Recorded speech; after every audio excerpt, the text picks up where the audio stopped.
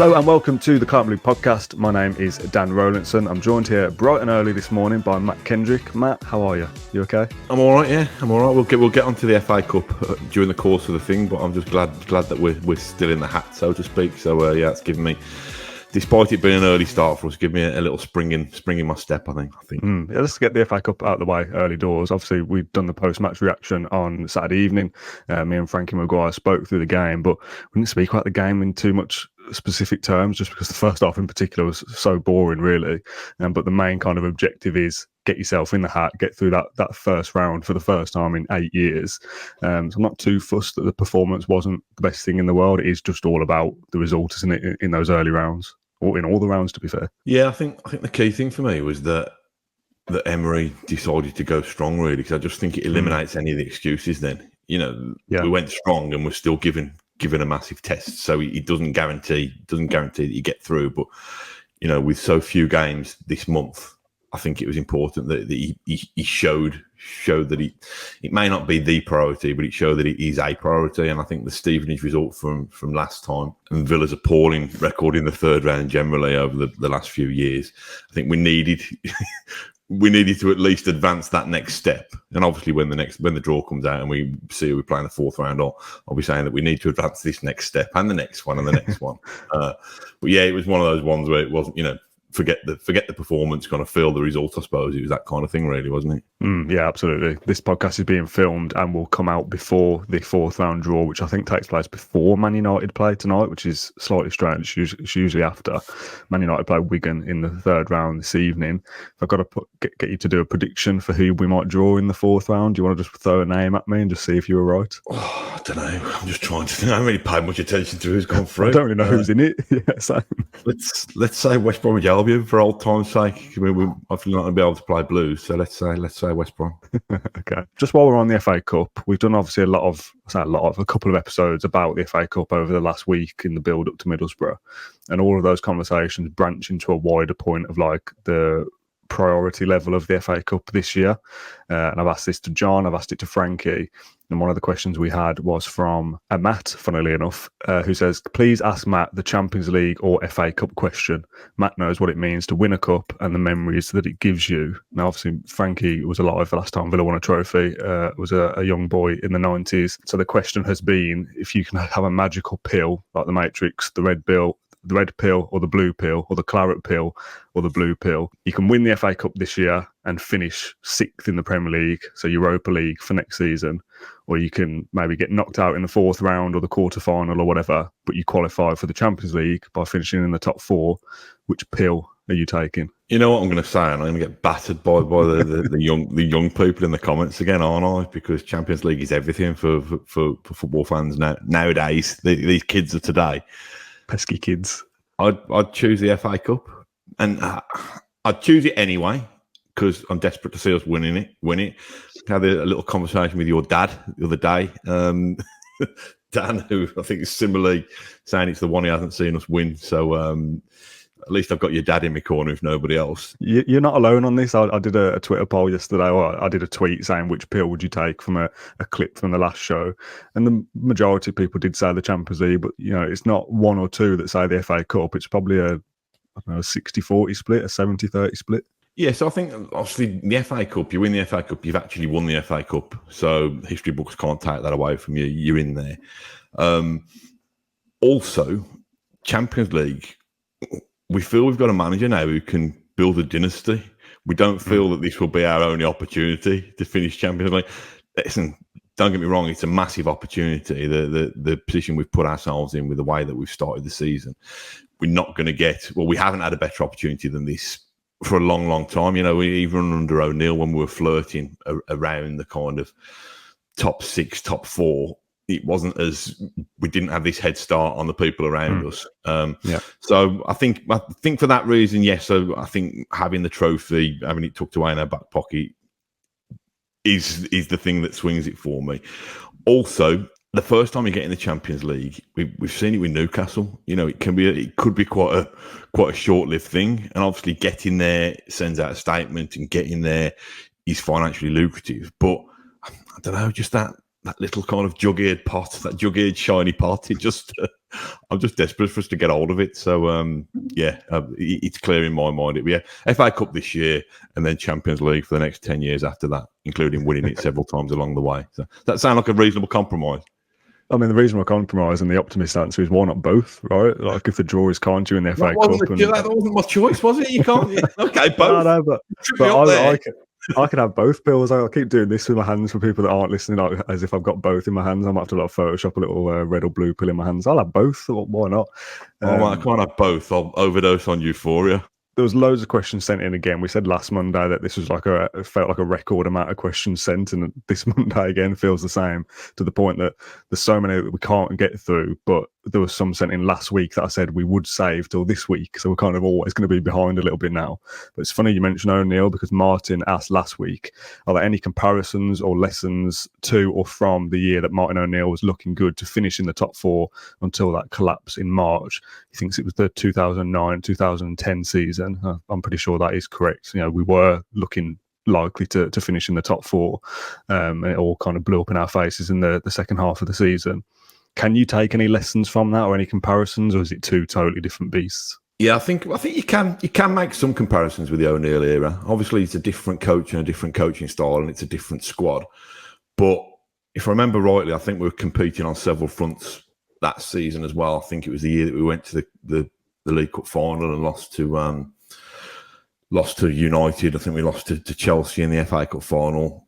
FA Cup semi-final at Wembley as well, and we were looking strong for most of the season. I think my biggest reservation this season, that history could repeat itself, is the size of the squad and the squad depth again.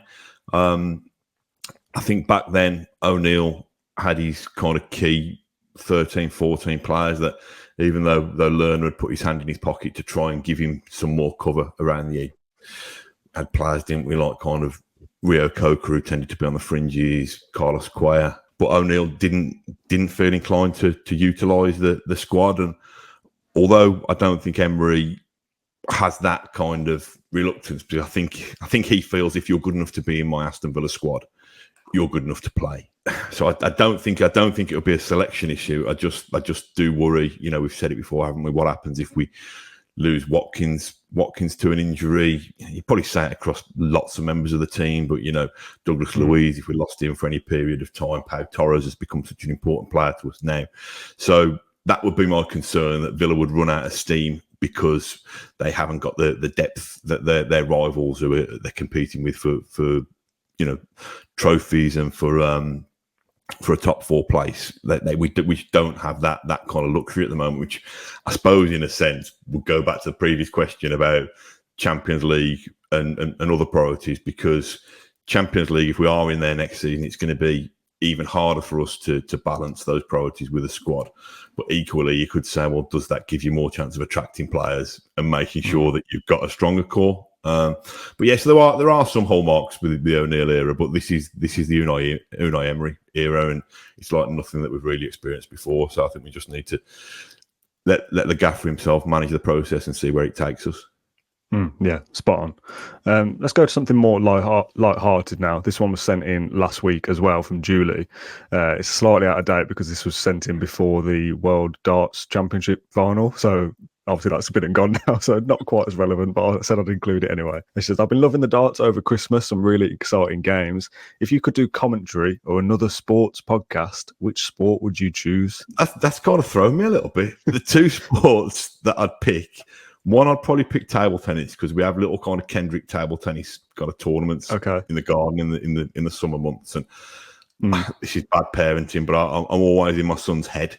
You know, I can always just kind of war of attrition. I can go batter him into submission. So I'd quite like to do that, because my inner monologue is commentating to myself anyway. But my son would probably storm out and leave if I vocalise that. And the other one, I'm not a massive fan of the sport, and I'm not a massive gambler, but I'd quite like horse racing commentary, just to kind of see if I can get the pace of it. I think it's brilliant to listen to. I think it's quite exciting. It just reminds me about, when you have those adverts on the radio and they have to speed up the terms and conditions at the end just to try and get it in because they've only paid for a 30-second ad slot. I think they'd have to probably speed me up, otherwise it'd be too ponderous, I think. But what about you? I like Formula One. I watch Formula One, have done for the last, 5, 6, 7 years. I don't think it's the most interesting at times in terms of Max Verstappen wins every single week. What do you talk about? But because there's like the narrative of the 10 different teams, 20 different drivers, there's always a little story somewhere. So I like the kind of the glamour of the sport and the different locations they go to and stuff like that. So I went Formula One for my pick, but horse racing and table tennis were not two that I expected to come up. So thank you for that. Well, you mentioned darts. Darts. I mean, I've often been confused for Michael van Gerwen. So you never I could have a call in there. Handsome fella that he is. All right, let's move on. From Aidan, back to football. He says, can your heart take all of these last-minute point grabs as long as they are points to keep us in contention, or would you prefer us to drop down the table a few positions but have less stress while watching a game? Which I thought was like, what the hell? How could you take not winning games or picking up points just to have an easier ride watching it? There's only one answer, really, isn't there? We don't want to fall down the table, and as stressful as it is, it's part of the excitement, isn't it? It's like going to the cinema and thinking, well, I'm really, really desperate for a wee. This is really killing me, but I do need to find out, who the serial killer was. So, why would you forgo the stress or the discomfort if the reward is there? Do you know what I mean? Yeah, okay. So I love a last minute winner anyway. I think it's a lovely sense of release. Well, the last minute winner, the VAR check normally. No, that wasn't the case the other day. The VAR check and then the sense of relief. So yeah, who's the name of the question? Aidan, was it? Just chill out, Aidan. This is good. You think this is a stressful time supporting Villa? This is as easy and as stress free as it gets, I think. But yeah, I'll take the last minute winner every day. Yeah, me too. It's funny you mentioned VAR actually in the process of not being able to celebrate properly. We had a couple of questions about VAR, so we'll do them at the same time. From AVSC Faithful, who, like I said last week, sends in a question every week, but I don't know his name. His name is Aston, of course, like a Villa fan called Aston, of course. And Janoslav both basically said the same thing. Seeing the VAR-less cup games over the weekend, with the game being allowed to flow more, what are your thoughts on VAR? Do you prefer the game without? Although we probably would have had a penalty with it. And Janoslav said, would you get rid of VAR? I hate it, but also feel we're the club that benefits the most due to offside being controlled by VAR. Guarantee that the ref or assistant ref wouldn't have spotted many of our successful offside traps, and our game relies on VAR helping us out. The two kind of different points there. VAR kind of sucking the fun out of goal celebrations and stuff is absolutely something that nobody likes. But also on the flip side of it, our high line, you do like that safety net of, okay, well, this does look tight. VAR can check it and maybe help us get away with one that the naked eye wouldn't see. I don't know how you answer that question succinctly, but what are your overall thoughts on VAR? It shouldn't really got me started on VAR in the FA Cup, really, because I just think it's so unfair that it is being used in some ties and it's not being used in others, and I don't really understand why that is. Because is it a stadium thing that clubs outside the Premier League just don't have the infrastructure or the technical capability to do that? And so, if it is that, kind of why not, really? Or I think you need, in terms of VAR and FA Cup, I think it needs to be consistent. If you play a competition, the rules need to be the same from minute one of the first qualifying round to the last minute of the final. So I don't think that's fair. It's like saying, well, okay, we're gonna for the early rounds, we're gonna take 2 feet off the height of the goalpost and do it like that. Just think rules should be consistent all the way through. I think in terms of it killing the emotion of the game, it absolutely is. I think it's an absolute farce, and I think we've had this discussion before, Dan, about the stadium experience versus the experience of the TV viewer. And football it's two separate sports now in a way. It is a TV event and it is a kind of a real life kind of spectator event as well. But the people inside the stadium invariably pay more money for that particular match, that particular experience, and are at a loss to know what's going on. And I don't think that's fair that we're at a disadvantage. And when things are taking upwards of 2 or 3 minutes to resolve, it lends itself to this clear and obvious argument again. It's not clear and it's not obvious if you're going to have to slow it down and look at it in so many different ways. And I think another thing, you got me on my high horse now, but another thing that frustrates me, the slowing down of everything. I mean, the Calvert-Lewin one last week, if you're Everton, I don't know, is that appeal being due to be heard? Not sure. I'd assume it's going to be this week, yeah. I think it'd have to be, wouldn't it? Because I think their replay would be due soon as well.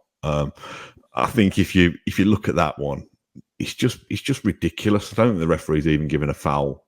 I don't think so. So, what's VAR trying to do there? You're not telling me that there's Crystal Palace fans who were leaving the stadium that night, and if Dominic Calvert-Lewin hadn't been sent off, they'd have been fuming. Nobody would have known it. Nobody would have seen it. Yeah. A contact sport that's played by athletes at the top of the game at 1,000,000 miles an hour.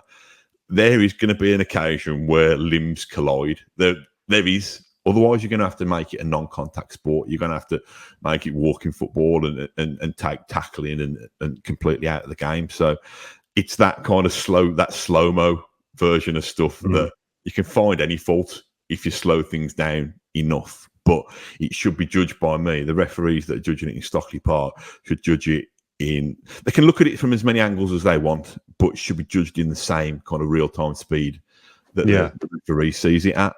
Long answer. I'll go on to the second part of the question now.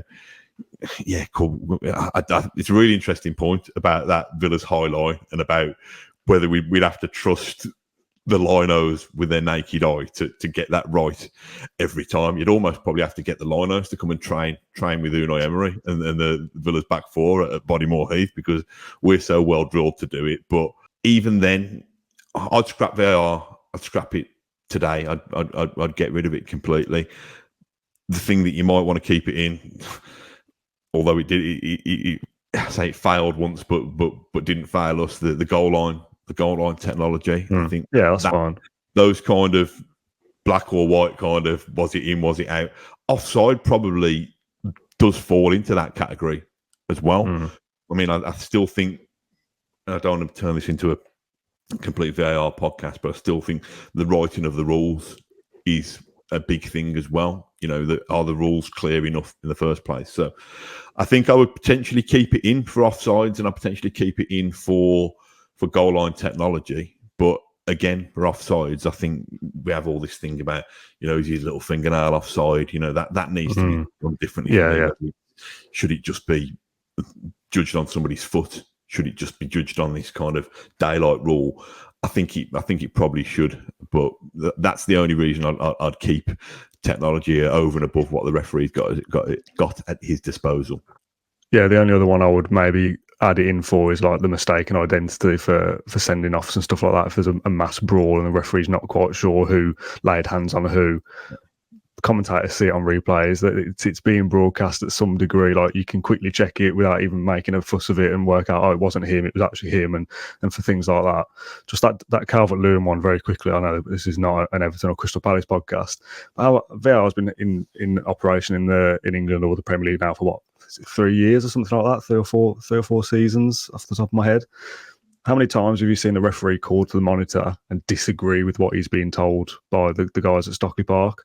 If the referee on the pitch has not even seen that as a foul, never mind a booking, a free kick or red card, when he's called to the monitor and they're going, we're recommending that this is dangerous play or whatever the phrase is, why can't he go over there and go, no, lads, I still agree with what I thought at the time. It's not even a foul. Why are you recommending this as a red card? How have you ever seen that in the 3 or 4 years, the referee disagreeing with what he's being told? Because as soon as they're called over, you think, well, he'll change his mind now, because they always do. Very, very occasionally you see them kind of stand their ground, but it's I don't know. I think I've said this before, but I think some of them use it as a potential safety net now, so that they don't need to be 100% sharp. They can be 95% sharp, knowing that if there is anything glaring, they've got a kind of rescue squad to help them. But I don't know. It needs doing differently. However it's done, it needs doing differently. And I've heard people talk of, each club having a couple of challenges each game, like you would in tennis, and do it like that. I wonder whether the referee should be given a couple of get out of jail cards where, like, for the ones that they're like, oh, I didn't quite, I'm not quite sure about that. I'm going to go and double check. I don't know whether that would weaken their authority. But like you say, if their authority has already been weakened by them being bullied into changing their mind over ridiculous decisions, then I'm not sure they start with too much authority anyway. But I'm fed up of it. I really dislike it. And I think the biggest thing is the thing that we started the discussion with, that I can't celebrate this. All I can do is give a kind of gentle kind of fist pump, and then 2 or 3 minutes later, just kind of a polite ripple of applause for a goal that I'd probably be kind of jumping up and down like a maniac for 3 or 4 years ago. Yeah, it's a very frustrating process, and I don't know whether they are what's the word? Put it in the comments. Yeah, like they're too proud to admit that the process is wrong and they should change. I don't know whether they will, because they're so kind of Howard Webb and defending it, and like they're too far the other way now, I think. But yeah, we'll see. Let's move away from VAR because everybody is sick of it. A nice simple one from McGinn season, who might this question be about. He just simply says, thoughts on Jhon McGinn? Just his magic, innit? I just love him. Me too. I think the fact that Emery's being able to unlock his potential and make him kick on at a time where many people, including me, I suppose, were doubting him at times under Gerrard. I think he's. I think we've seen lots of players. Well, several players, I'd say. And I'd include McGinn, include Mings, although we've been without him for most of this season. Konza, Louise, probably missing Watkins, who have actually stepped up, haven't they? Kind of continued on the journey. The higher we've got in the Premier League, they've really kind of gone with it and run with it. And I think McGinn, and again, you probably clip together 3 or 4 times me talking about McGinn this season. I was chatting to a couple of Villa fans I was out with on Saturday night about it. The thing that I like most about him is the fact that he's got such vision and such a range of passing, but doesn't do it from a standing start necessarily. Does it when he's already in full flight? I'm not sure I've seen many players, certainly for Aston Villa, with the ability to do that, to have that all action style, but also to have that ability to see pictures when you're on the half turn and that kind of thing. So yeah, I think we've spoken before about him as a bloke, haven't we? And as a captain. Just the little bits that Villa clip for their socials. I think they got him in the ticket office answering the phone the other day, and he's just got this real genuine warmth about him. So yeah, I couldn't love him any more than I do. Yeah, when we talk earlier in the show about FA Cup versus the Champions League, I can't think of many better captains to potentially be the one to break that deadlock of Villa being trophyless for almost 30 years than the Jhon McGinn standing on the Wembley steps with a trophy adorned in claret and blue, or the Athens steps, if that's a thing, winning a trophy. Wasn't there with Andy Townsend interviewing him, I think, for Amazon or for somebody the other day, and I just thought that was a real. They only clipped. I didn't see the whole thing, but they only clipped about 90 seconds of it. But just him giving a little bit of insight into his relationship with Emery and stuff like that. Just thought he's an intelligent, kind of real likeable guy, isn't he? Yeah. Who do you reckon the player was that asked to go to the toilet during a team meeting? I don't know. Somebody messaged saying on my Twitter saying they reckon it was Duran. I don't know. Who do you reckon? I was probably going to say the same thing, to be fair. Only based off what we kind of hear on social media about him, and there's questions about Duran, so let's do that now. Nigel says simply, if the Duran rumours are true, would you keep him at the club? And by rumours, I assume he means the links to AC Milan have come up over the last week or so.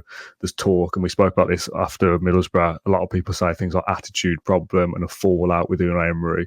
John always says that is not the case. There was no falling out between the manager and the player, but possibly, this isn't from John, this is my opinion, he's a young lad, moved to the country, possibly a bit of I don't know. Like, obviously, I've not met him. I don't know him, but a bit of immaturity maybe compared to some of the other members of the squad, and how those two personalities don't click very well. Like that immaturity with how focused you have to be part of an Unai Emery side.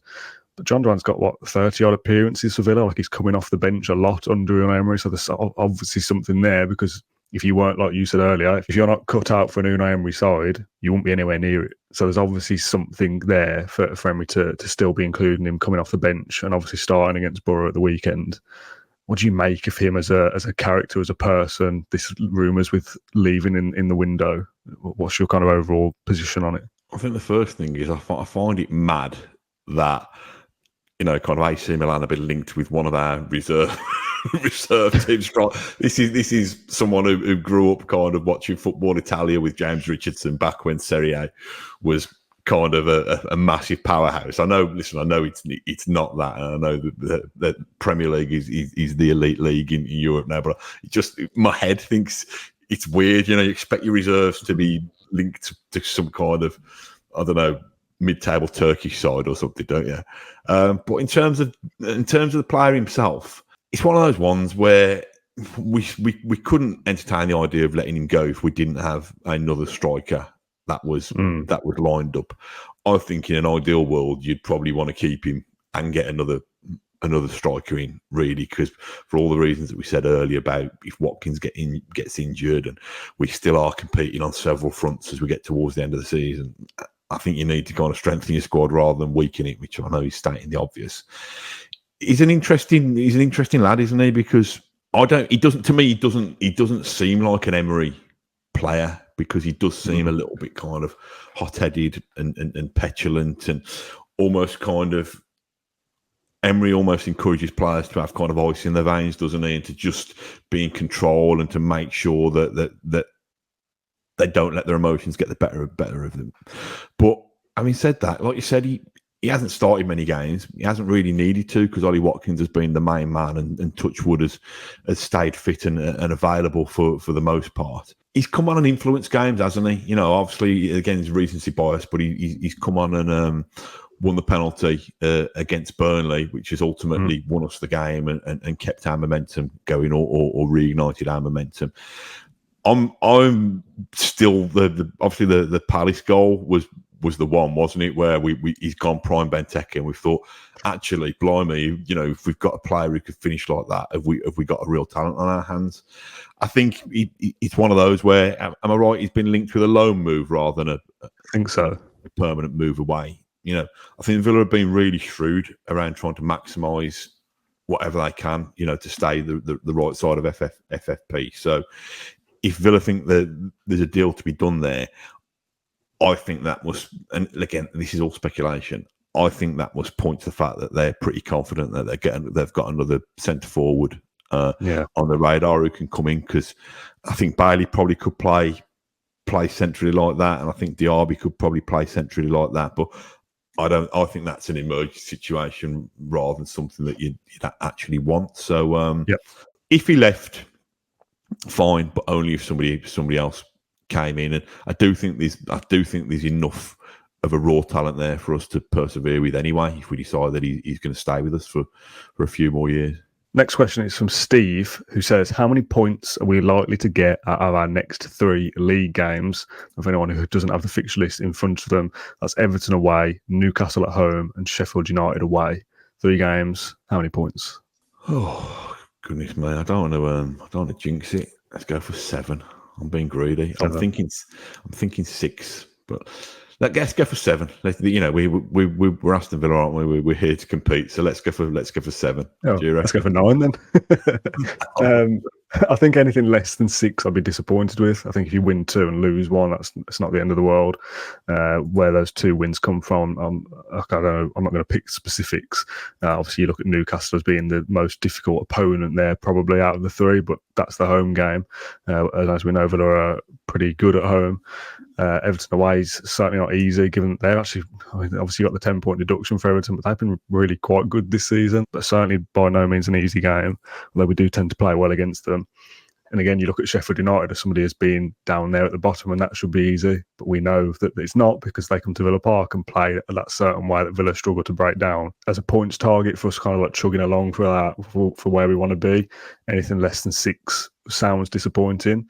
But obviously, that's all dependent on how things go. If you're losing in one of those games and come back to nick a point, like Sheffield United in the reverse fixture, all of a sudden you maybe say that's a decent point in the end. But I'll say 6 and be conservative with it. Maybe if you lose one of those league games, but you win the FA Cup game in this month and you win 3 games out of 4, maybe you'd have that as a bit of a compromise. I think they aren't going to win every game, are they?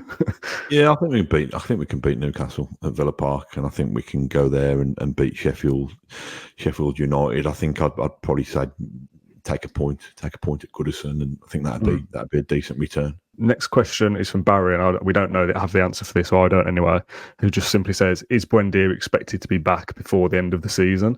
And we don't know for certain, of course. Obviously, everybody's recovery is different, but he was injured in August. Generally speaking, an ACL injury is 8 to 9 months, roughly. So that should have him back by the end of the season. But anyways, I included it really. I'm expecting you to have the answer. But did you see the clip of him training the other day with like a augmented reality headset thing on? I don't think I've watched it. Something in my mind says that I've seen it in my feed somewhere. Yeah, what was it? He was stood inside in Bodymore Heath, I presume, in just like a normal gym or whatever. And he got like a VR headset on, which you could see on a computer screen. Was like when he was moving, you could see the screen moving, and it was just like I don't know, not as developed as like FIFA or something, but it looked like a football pitch and a goal post and whatever else. And he's like turning and like as if he's getting to cones or getting to one side or the other. Before I'd not seen it back, I wondered whether he had a ball and he was actually physically kicking things, and what the benefit was from doing it inside with VR. I keep wanting to say VAR, as opposed to actually going on the pitch and doing it with a real ball. Obviously, the benefits are that he's not physically going through that motion. He's not quite ready for that, you would presume, I guess. But have you ever seen, I doubt you have either, but have you ever seen this kind of technology used in football clubs, and why that maybe would be used at this stage of his recovery? I haven't, but I'm fascinated by it, I must admit. I can only imagine the main reason is because he's from South America and it's blooming freezing outside, so you might as well do it in the gym. It's fascinating, really. We want to get Townley on it to investigate it, to do a story on it, really. Yeah. But why wouldn't you? Premier League football clubs have access to so many of these advantages. So. Yeah, I need to go away and do some homework on it, Dan. You've kind of blindsided me a little bit. I'm literally just messaging John now because he's just logged on, so I've sent him the link. I'll send you the link as well if you want to have a look at the video at some point. So I just thought it was interesting to see how things have developed over the last few years, and this might be commonplace across Premier League football clubs. I've not seen it before at Villa anyway, and to kind of step up your progress steadily rather than just kind of going, go to that yellow dot on the floor and go to that cone there, to kind of feel as if you're part of it somehow by being in this VR world. It must be an interesting thing to go through as a footballer, to go through those stages of, it's not just getting back on the grass is the target now, it's getting back on the virtual grass is progress, at least in some steps as well. So yeah, it'd be nice to see. Did Buendia put it out? I've seen it from AVFC Espanol on Twitter. I don't know if that's an official club account. I don't think Villa tweeted it in the English account, tweeted it anyway. It looks like it's from Instagram.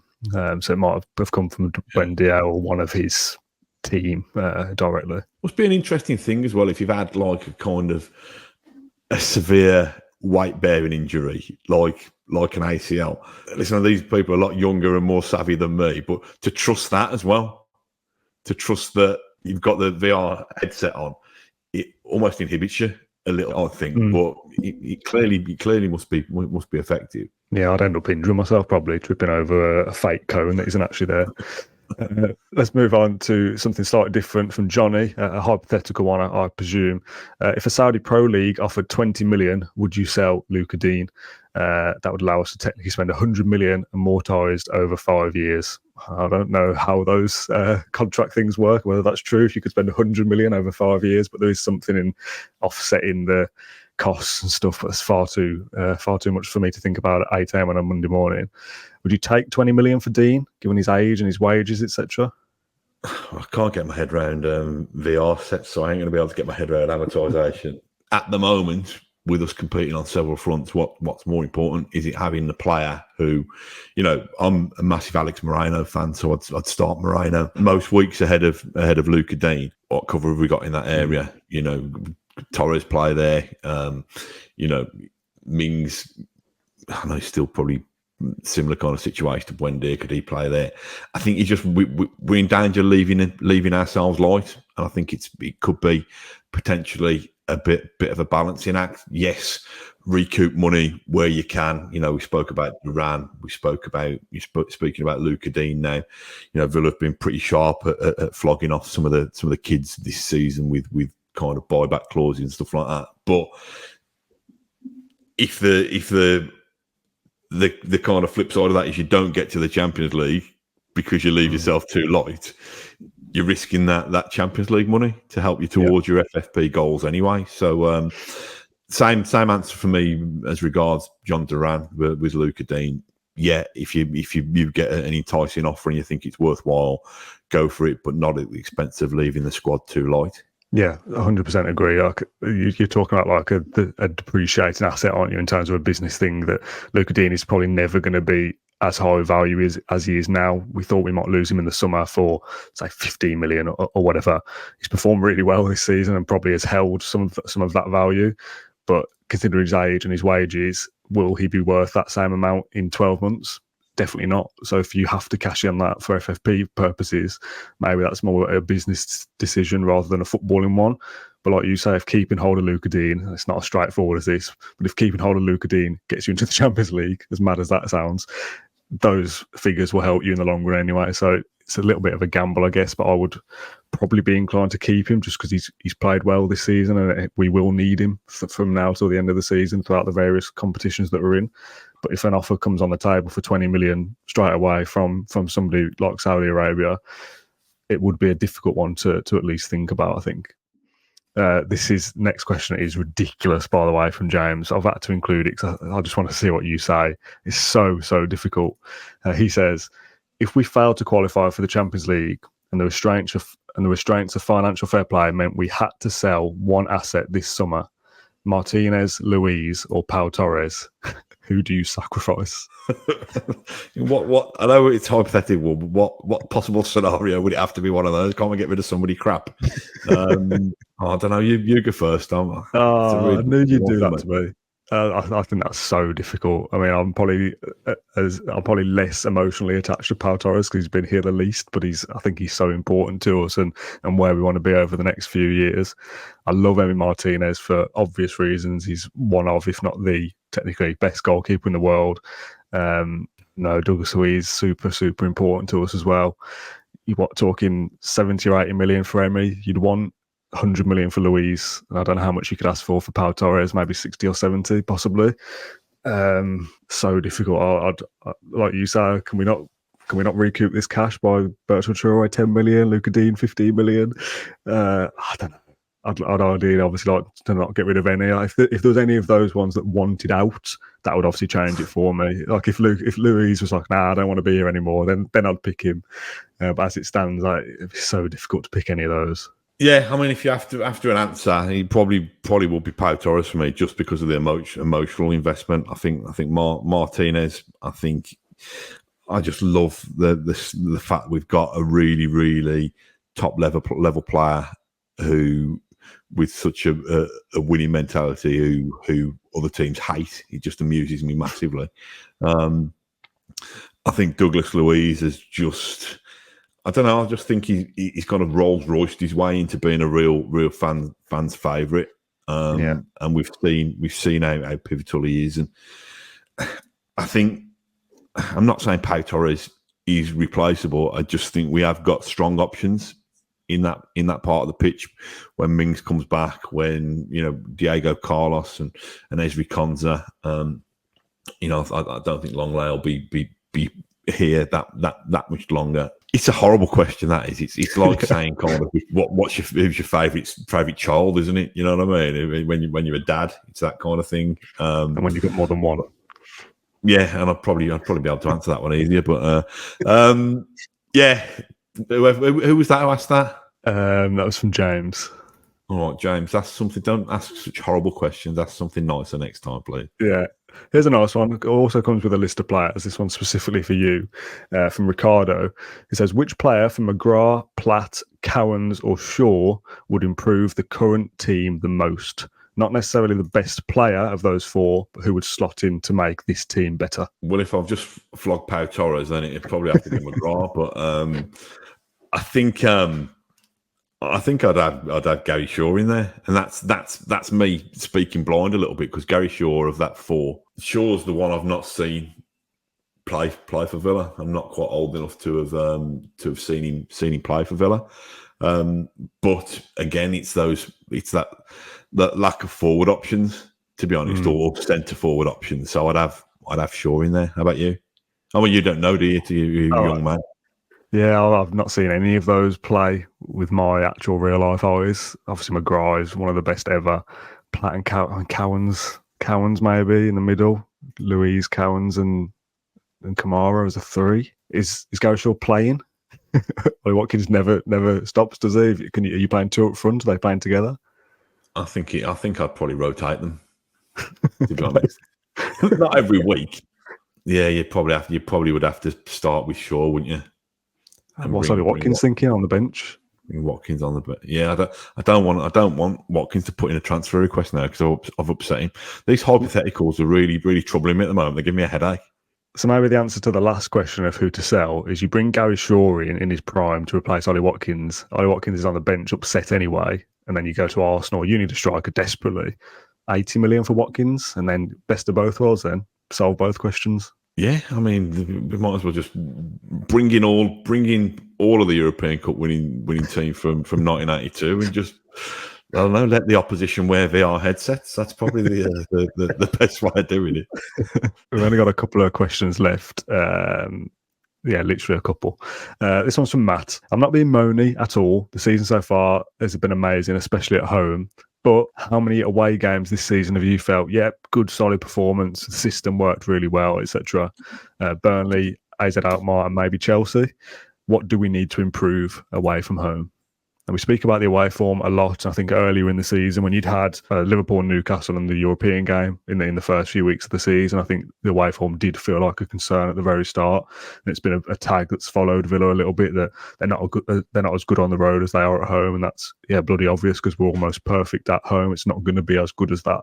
But the away form isn't that bad anymore. I think we were 6th in the away form table at one stage. I don't know where we are now. How do you feel about Villa away from home compared to at home? Just checked, actually. I've just checked the away form table, and we're 7th now, apparently, and we're top of the home form table. So you'd probably, I mean, that averages out pretty well, doesn't it? Top of one and 7th. Well, yeah. You could continue that rate, and it'd get you in the top 4, but probably wouldn't win you the title, which is not a bad consolation prize, is it? Really? I think the key to me with Villa's away form is, I think I've not got the recent results in front of me, but my sense is that we're shipping too many goals. And I think the essence of being a good away side is that you can get the 1-0s, and you can pick up points that way. I've gone completely blank now. I'm just trying to look at Villa's recent away form. I've got the fixture in front of me. It's probably not as bad as you maybe feel it is. There's 3 at Man United, 1 at Brentford, 2 at Bournemouth, 2 at Nottingham Forest, only 1 at Spurs. Obviously, we beat Spurs away. You could include that as a good result for the season, of course. Conceded 1 at Wolves, 3 at Liverpool, obviously, and 5 at Newcastle on the opening day. So, like I said, it gets worse the further back you go in time. I don't think it's as bad as clean sheet away. Chelsea. I do find we've become a little bit vulnerable. So I think that to me would be the key to unlocking the away form or the away results. But having said that, I don't think 7th would probably be about par for how we expected to finish. We probably expected to finish the season in 6th or 7th this season. So we're not that far off it in our away form. We're miles above it in our home form. But you'd be surprised. Even the teams around us are not going to be playing kind of free flowing football and kind of demolishing teams away from home that often. So yeah, I'm in a position where I don't want to be too critical of anything, because we're by far surpassing our expectations, and I don't want to jinx it by getting greedy, really. I think both of those league tables will even out a little bit over the course of the entire season. Either if we finish top of the home form table at the end of the season, I'd be surprised. I think you're talking about probably not losing at home all season. I don't think that will happen, although it's possible, of course. And I think the away form will increase slightly as well as time goes by. I think you're probably looking at fifth, maybe, as one of the fifth best teams away from home, and probably the third or fourth best team at home. And if you level those out, that's probably going to get you the top four in the actual table when you combine the two. So I don't expect us to be unbelievable at home for all year, and I expect us to improve away as well. So the two should level themselves a little bit. The final question of the episode comes from 11A111QF. Which strikes me as a Twitter account that's created with no thought at all to just throw away, who says, this is such a bum note to end on. I should have ordered these differently. What would be considered a failure this season? If we're doing our end of season review in May or June, and I say, what happened this season? What went wrong? What would have to have happened for you to say it was a failure? Well, it's going to be anything less than the Premier League, FA Cup and Conference League treble, isn't it? I don't know. We probably need... Failure is a harsh word, by the way. I think it would have to go drastically wrong for me to say failure, given where we are in January. Maybe disappointing is maybe a better way of phrasing it. I think finishing outside the top four now would be disappointing. And if we did finish out the top four, failing to win a trophy, I think that Conference League, with the right kind of momentum, I think we should have a decent crack at that. The FA Cup, I know I bang on about it like every year, all the time, and it is a special trophy, and probably grows more in the kind of status and reputation of it by not winning it in the eyes of Villa fans of a certain vintage. But I think those are probably the two, the Conference League and nailing down the top four spot are probably our most obvious routes to glory. So, but I think, despite what I was saying earlier on about wanting FA Cup over Champions League this season, I think it would be the position we've put ourselves in. I think if we don't nail that down, I think that probably would be the biggest disappointment this year. Yeah, I totally agree with you. Me and John said the same. To be the position we're in now, to not finish in the Champions League, I don't know if I'd go as far as to say it was a failure, but I'd certainly be disappointed to only be in the Europa League next season. We're second in January. Like, to finish sixth, for example, is such a drop-off that I don't see happening anyway. But I could only level the word disappointment at that if that happened. Just on the FA Cup very quickly, because I know you need to go in a sec, as a final point from me. This is something me and my dad talk about every so often. The FA Cup badges that were worn on the shirts this year all had a little number on them, which was the amount of times you'd won the trophy. Villa had a little 7 on theirs. I assume that's what it was for, without confirming the other clubs. But I saw Arsenal's kit last night had a 14 on theirs, and they're obviously the record holder. It's mad, isn't it, that Villa haven't got more cup wins in that competition, given how long ago the last one was, that Villa obviously were the record holder for some time until Arsenal won 5 in 10 years or whatever it feels like over the last 15 years or so. If Villa had only won one FA Cup every decade or so since 1957, we'd still be well up there as one of the top. I know we still are anyway, but Villa should be on 12, 13 anyway, even if we had barren spells of winning one once every 10 years, given how long ago it was. So it's such a frustration to me. Obviously, it's well before either of us were born. Villa have only won that trophy, haven't won that trophy for 60 odd years. We should have double figures by now, given the sides we've had in that time as well. Title winning sides, European Cup winning sides, League Cup winning sides in the 90s, getting to finals in the 2000s. The fact that we've not notched up double figures in that trophy is mad to me. Yeah, and for a large section of my youth and adolescence, Villa were right up there.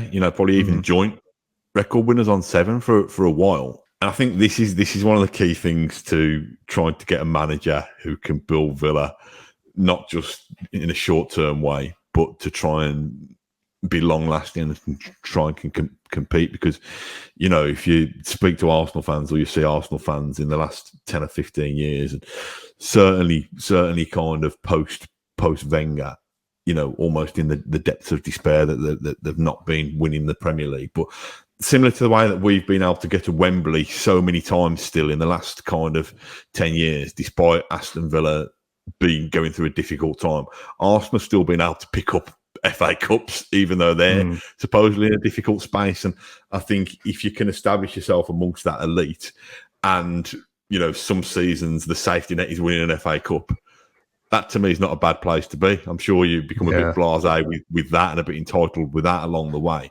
But yeah, it is mad. I mean, like you say, the stat that so many decades, even if we'd have just won 2, or just 1 in the last kind of 60 odd years, we've set our standards and our expectations so high to achieve one of those things, to win a trophy or to finish in the top 4. I think would be. It would have just an endorsement of what Emery's done. We can see it with our own eyes, but just to have some kind of tangible proof will be a lovely fitting way to wrap up the season. Yeah, definitely. And I'll let you, Matt, wrap up the podcast. You can do the outro for us. I've handed over to the guest over the last few episodes to stop me waffling on. So if you can see us out, that'd be lovely. I will do. I'm Mat Kendrick. This is Dan Rolinson. As you know, you've been watching the Claret Blue podcast. We appreciate all your input and all your questions, except for ones that ask us to decide whether we should lose Luiz, Torres or Martinez. We don't want any of that because it makes us think too hard. But other than that, see you next time. Up the Villa.